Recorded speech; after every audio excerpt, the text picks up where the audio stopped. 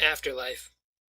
Your ghost mom's curled up on the couch with a box of tissues watching Somewhere in Time for the fourth time this week when you tell her that she really needs to get out more. She looks up at you with ghost tears, shards of transparent blue that pierce the dark, and says she will, when you will. So you both make a pact to try harder. So you go on a date. It's not a very good date. The restaurant is old and all the employees look depressed, which you find oddly comforting.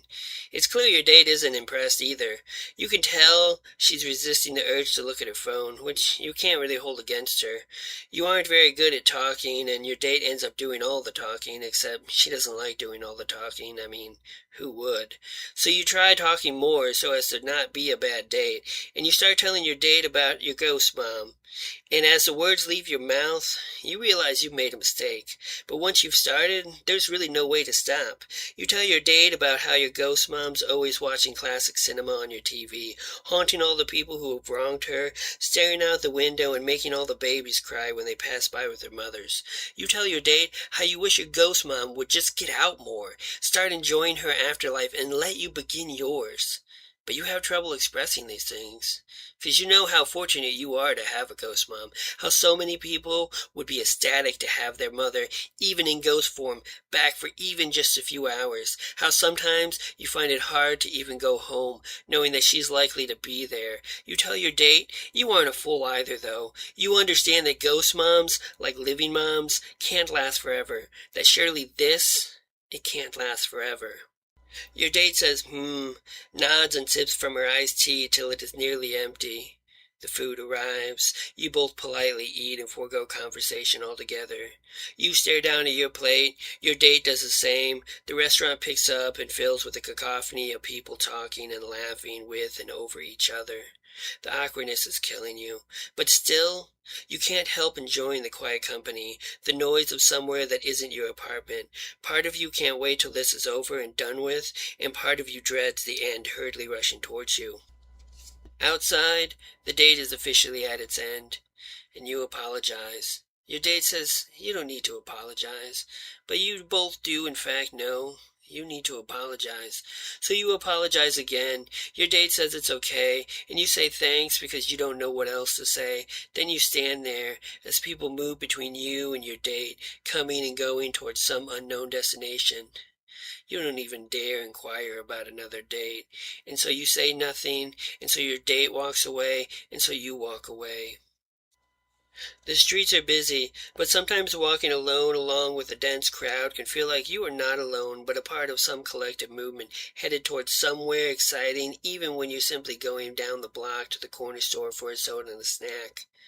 This is what you loved about living in a city when you moved here years ago, but now it feels incredibly lonely to be among the busy couples and families and 20-somethings hustling off to some urgent purpose or seek some pleasure or comfort or condolence.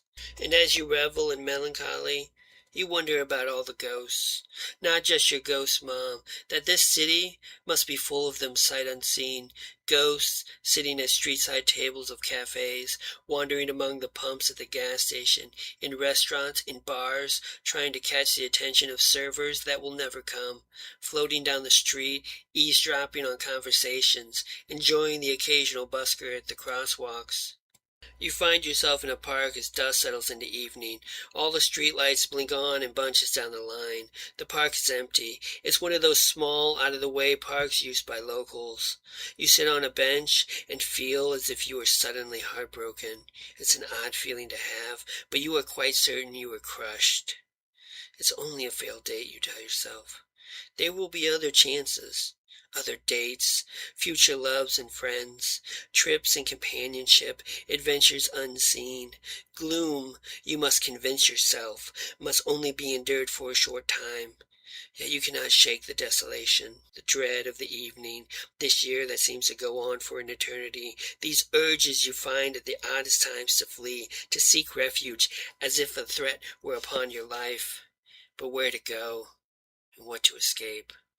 None of it makes sense. The sun sets, and you sit under the orange tinge of streetlights. You are not alone, or so you consider. Surely this place, too, must be full of ghosts beyond your sight somewhere in the hinterlands. And for a second, you will yourself into believing that you can see them. Ghost families huddled just over there around a picnic table, balloons and silly hats, celebrating some birthday, or perhaps some death. A phantom teen on their cell phone off to the side above it all, flipping through feeds of lives they can only see at a distance now. The ghastly wails of child apparitions chasing after one another, playing some game that will never end.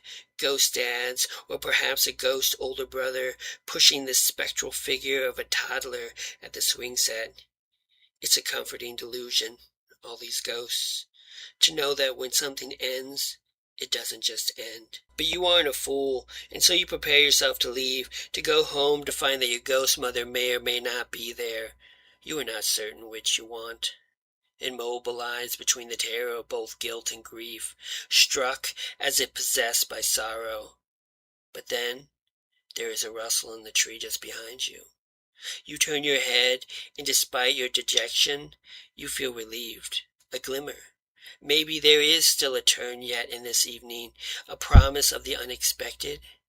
And you rise from your seat, spirits lifted, an effervescence about you, and you round yourself to meet whatever phantoms will appear.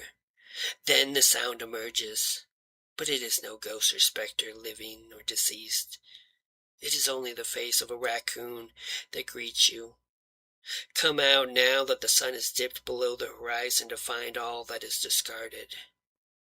You sigh, feeling utterly foolish, and you turn your back to the furry creature that has gone about climbing the nearest trash bin, and you begin the long walk home, the raccoon unaware of your existence, only ever looking up briefly as you pass by.